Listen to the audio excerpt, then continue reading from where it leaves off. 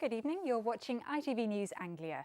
First tonight, detectives are investigating the deaths of two people after a car caught fire during last night's rush hour in Southend. And the first draw for the first round of the FA Cup was also made at the weekend, and there are some great ties involving our non-league sides. Certainly are. For the Romantics, look no further than Arlesey Town from Bedfordshire. Well, this is certainly a subject that's got you talking on our Facebook page. Phil Marlowe got in touch to say governments should stop tinkering with education and let teachers teach and children learn instead of using education for political gain. And our reporter Elodie Harper is at a clearing centre in Cambridge. Elodie. It's extremely busy here at Anglia Ruskin's Clearing Centre. Students have been coming in all day and telephoning, trying to get a place. On this occasion, police were investigating Lord Hanningfield's use of expenses while he was the leader of Essex County Council. No charges were ever brought against him. And now Lord Hanningfield says that this arrest by Essex Police and his later detention were unlawful. Lord Hanningfield told me he felt the whole experience was upsetting and unnecessary. If they'd have requested me to go along and be interviewed and talked about these issues, I would have done so straight away. So I think they were rather heavy-handed about it, and it certainly has implications for lots of other people. I mean, some people will say you've got a conviction for taking public money wrongfully. You shouldn't be seeking more public money and damages. I think my record on public money is pretty good, really. I have been 40 years in the public service, most of it not been paid. And if we win anything on this, I'm likely to give it to charity anyway. Will you definitely give it to charity if you win on this? If I win anything on this, yes. First tonight, thousands of properties across the region suffered a third day in a row without power today as engineers worked to repair the damage caused by Monday's storm.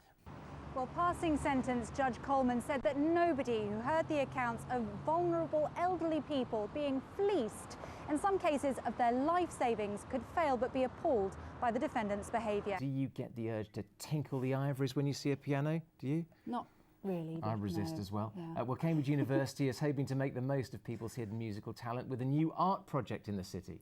15 pianos have been placed around the streets as part of the university's Festival Ideas. Do you think it's a good idea? Well, Stuart Leith has this report.